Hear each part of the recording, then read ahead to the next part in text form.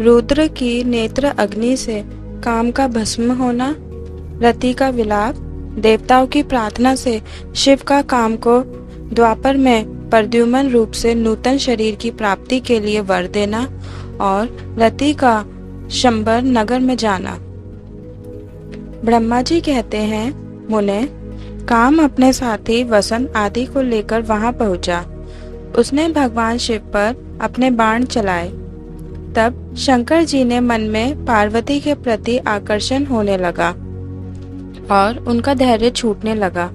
अपने धैर्य का ह्रास होता देख महायोगी महेश्वर अत्यंत विस्मित हो मन ही मन इस प्रकार चिंतन करने लगे। शिव बोले, मैं तो उत्तम तपस्या कर रहा था, उसमें विघ्न कैसे आ गए? किस कुकर्मी ने यहाँ मेरे चित्त में विकार पैदा कर दिया? इस तरह विचार करके सत्पुरुषों के आश्रय दाता महायोगी परमेश्वर शिव शंकर शंका युक्त हो संपूर्ण दिशाओं की ओर देखने लगे। इसी समय वाम भाग में बाण खींचे खड़े हुए काम पर उनकी दृष्टि पड़ी। वह मूर्छित मदन अपनी शक्ति के घमंड में आकर पुनः अपना बाण छोड़ना ही चाहता था।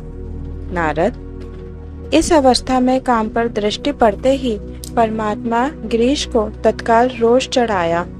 मुने, उधर आकाश में बाण सहित धनुष लिए खड़े हुए काम ने भगवान शंकर पर अपना अमोघ अस्त्र छोड़ दिया, जिसका निवारण करना बहुत कठिन था। परंतु परमात्मा शिव पर वह अमोघ अस्त्र भी मोघ हो गया। कुपित हुए परमेश्वर के पास जाते ही शांत हो गया। भगवान शिव पर अपने अस्त्र के व्यर्थ हो जाने पर मनमत को बड़ा भय हुआ। भगवान मृत्युंजय को सामने देखकर वह कांप उठा और इंद्र आदि समस्त देवताओं का स्मरण करने लगा। मुनि श्रेष्ठ, अपना प्रयास निष्फल हो जाने पर काम भय से व्याकुल हो उठा। मुनीश्वर, कामदेव के स्मरण करने पर वे इंद्र आदि सब देवता वहां आ पहुंचे और शंभु को प्रणाम करके उनकी स्तुति करने लगे। देवता स्तुति कर ही रहे थे कि कुपित हुए भगवान हर के ललाट के मध्य भाग में स्थित तृतीय नेत्र से बड़ी भारी आग तत्काल प्रकट होकर निकली। उसकी ज्वालाएं ऊपर की ओर उठ रही थी। वह आग धू धू करके जलने लगी। उसकी प्रभा प्रलय अग्नि के समान जान पड़ती थी। वह आग तुरंत ही आकाश में उछली और पृथ्वी पर गिर पड़ी। फिर अपने चारों ओर चक्कर काटते हुए धराशायिनी हो गई। साधो, भगवान क्षमा कीजिए, क्षमा कीजिए। यह बात जब तक देवताओं के मुख से निकले तब तक ही उस आग ने कामदेव को जलाकर भस्म कर दिया। उस वीर कामदेव के मारे जाने पर देवताओं को बड़ा दुख हुआ। व्याकुल हो, हाय यह क्या हुआ, ऐसा कह कहकर जोर जोर से चीत्कार करते हुए रोने लगे। उस समय विकृत चित्त हुई पार्वती का सारा शरीर सफेद पड़ गया। काटो तो खून नहीं। वे सखियों को साथ ले अपने भवन को चली गई। कामदेव के जल जाने पर रति वहां एक क्षण तक अचेत पड़ी रही।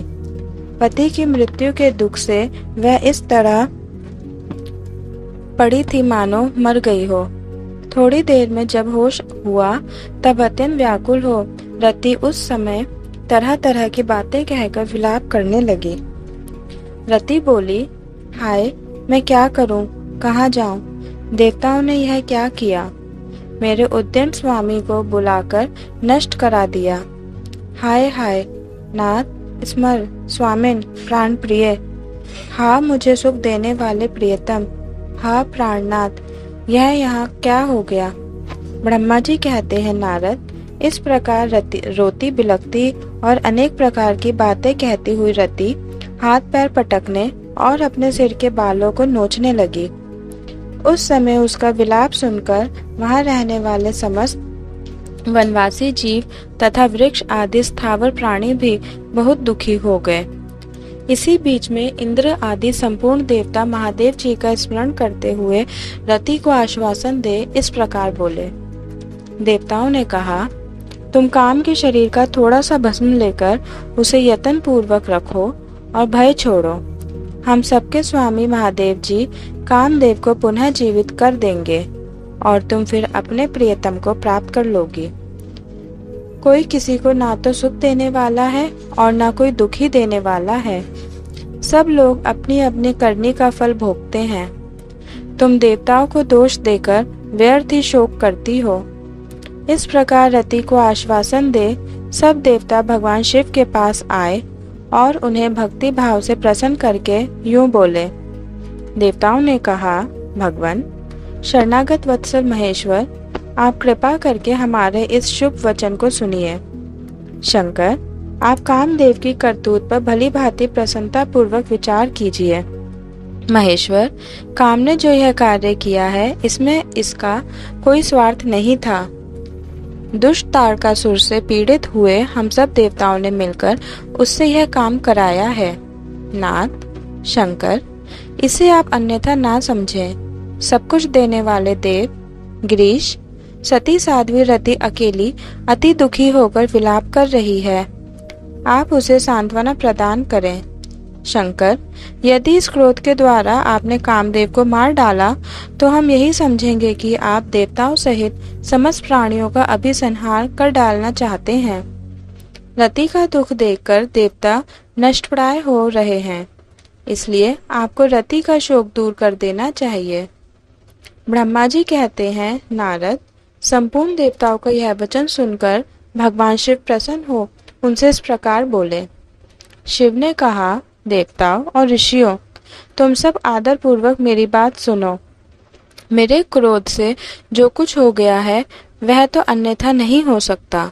तथापि रति का शक्तिशाली पति कामदेव तभी तक अनंग रहेगा जब तक रुक्मणी पति श्री कृष्ण का धरती पर अवतार नहीं हो जाता। जब श्री कृष्ण द्वारका में रहकर पुत्रों को उत्पन्न करेंगे तब वे रुक्मणी के गर्भ से काम को भी जन्म देंगे। उस काम का ही नाम इस समय प्रद्युम्न होगा, इसमें संशय नहीं है। उस पुत्र के जन्म लेते ही शंबरासुर उसे हर लेगा। हरण के पश्चात दानव शिरोमणि शंबर उस शिशु को समुद्र में डाल देगा। फिर वह मूढ़ उसे मरा हुआ समझकर अपने नगर को लौट जाएगा। रते, उस समय तक तुम्हें शंबरासुर के नगर में सुखपूर्वक निवास करना चाहिए।